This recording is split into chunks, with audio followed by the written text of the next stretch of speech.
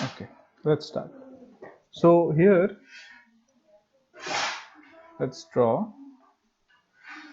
a simple truss, suppose like this. Yeah, I was asking how many degrees of freedoms are there at each node. Suppose we have a truss here. This is suppose 3 meters. This is also 3 meter. Height is 4 meter. Okay, and this is suppose node 1, 2, 3, 4, 5, and the loads are over here. One load is 100, another load is 100 kilonewton. Okay, and suppose the area of its member is 0.01 into 0.01 meter square. E is suppose it's steel, so 2 into 10 to the power 11 Newton per meter square. Then we have okay, no other data is okay. So yeah, I was asking how many degrees of freedom is there at suppose any node. Suppose we have this is x, this is y. Tell me how many degrees of freedoms are there at any node for a truss, 2D truss.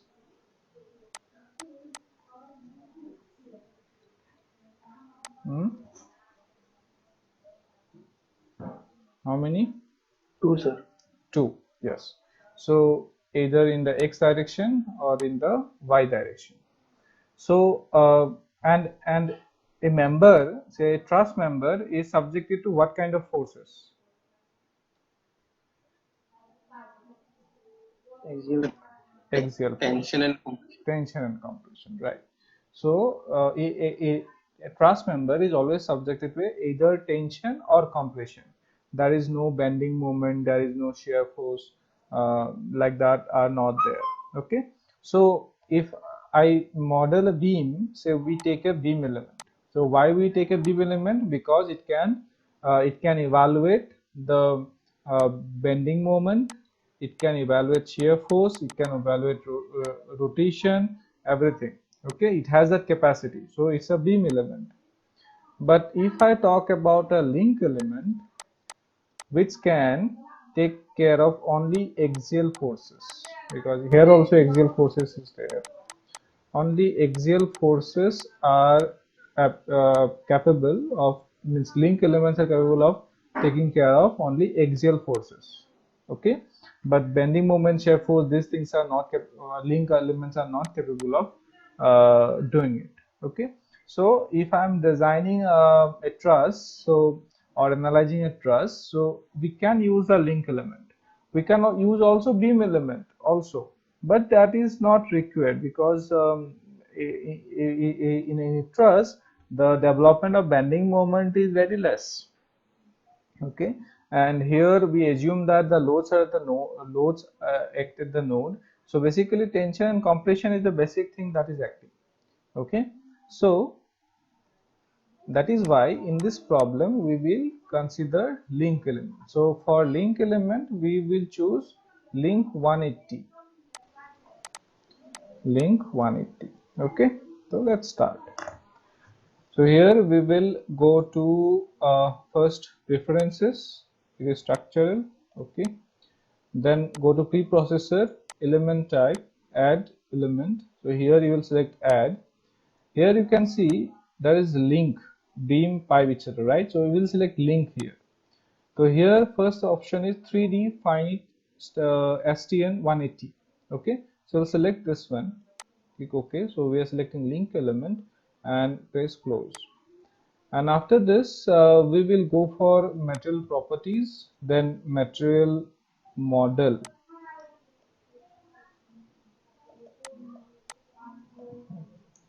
So material models, so structural, linear, elastic, isotropic. So E value is 2E11 and Poisson's ratio is 0.3. Press OK.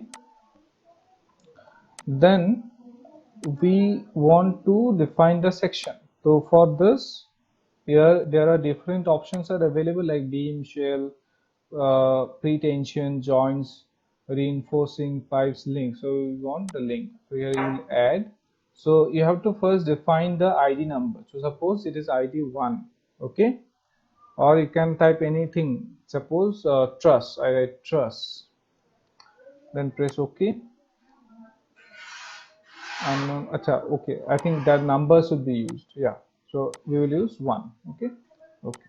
So here section name is truss.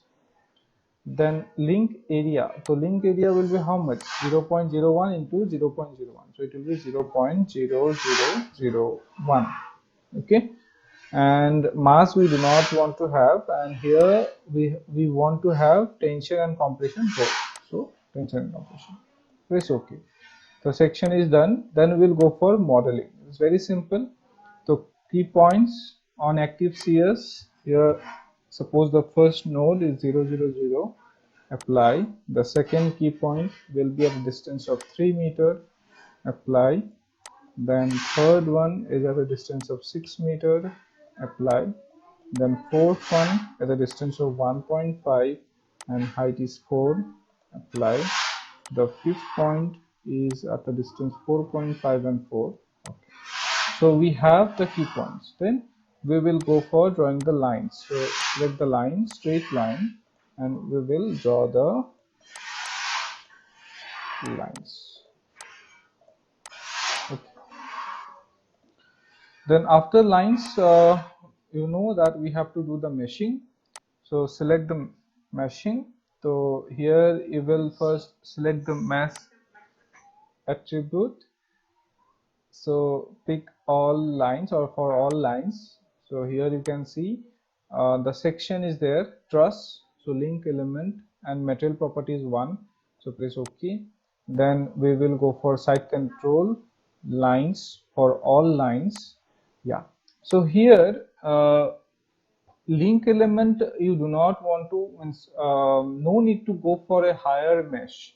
Only if you give a size of 1, that means a particular link as a 1 element you can choose, because there is only axial force. Okay, so there is no need to define a truss element into having multiple numbers of divisions. Okay, so that is why we will select 1. That means each member, each line element will be directly converted to a beam, a truss element. Okay, so we'll select 1 to press OK. So its line element, each line is converted, means will be converted to a one truss element. Then we will go for mesh lines pick all. So the whole truss has been meshed with its truss means its member is one element. Okay, then we will go for solutions, then define loads, apply displacement, then on key points select this key point, press OK. So we want to have the truss to be simply supported, but there is nothing there like a simply supported. It will be like hinge and roller. One point will be hinge. So here the first node, first key point will be hinge. So all degrees of freedoms will be fixed. See here, in case of beams, we used to have ux, uy, uz, rotation x, rotation y, rotation z. But here in this case, you do not have the rotation x, rotation y, rotation z. Why? Because this is a link element. It has a capacity of finding out the axial forces only. Okay, that means only the means in the either in the x, y, and z direction the axial forces it can calculate, but it cannot calculate the moment. So that is why the rotation elements are not even there. So here if I say all degrees of freedom, that means ux, uy, and uz will be restrained. Okay, so we will select the first node already selected to press apply. So here we have applied what? The ux, uy, and uz are restrained. Then we will select the second key point, press OK. So here we want to give a roller support. So roller support means it is able to move in the direction of x. So x will be free to move. Only y and z direction we are restraining. So uy and uz are restrained. Okay. And after this, we will apply the forces on key points. So select this particular node, press OK. In the y direction, the force is minus 100, say 100,000. Keep it 100. That's it. Press OK or apply. Then select this point. OK, minus 100. So your loads are applied. Everything is done. So we can go for solution current ls. Okay, solution is done. So let's see the deformed shape first. Plot results, deformed shape, deformed plus undeformed. Okay, see, it is expected because the loads are applied at these two nodes, so it is going to deflect like this. And it is pretty obvious that as it's a symmetrical thing, the reaction forces should be 100 kilonewton, and the loads you can find out if you want. So let's see for the forces, how to look for the forces. You can go for list results, then element solutions. Okay, so if you want to see the stresses or forces, you can do it here. So we want to see the structural forces, that means in the x, y, in the z direction, what are the forces. So select any one and press OK. So you can see on this line, for element number 1, the forces are 37.5 minus 37.5. So first thing is that which one is the element 1. So let's see. So for this, you have to go to plot control, numbering. Here in the element attribute, element number. Okay, yes, okay. So here you can see the element number 1 is this one, 2 is this one, 3, 4, 5, 6, and this is 7. So here for element number 1, it is 37.5 and minus 37.5. That means first node and second node is in the opposite direction. Means both the forces are coming like this. That means the forces are coming like this. So that is why it is written 37.5. Okay. For for element 2, for 2, 3 direction, it is going like this. So that means what? There is a tension in this two number. Okay. Then element 3 we have, then 4, 5, and 6. So here in the element 4, very less amount of load is there. Element 4, you can see, and element 5 no load, and element 6 we have a load over here in this particular. It is 37.5, and element 7 is also having 37.5. Okay, let's see.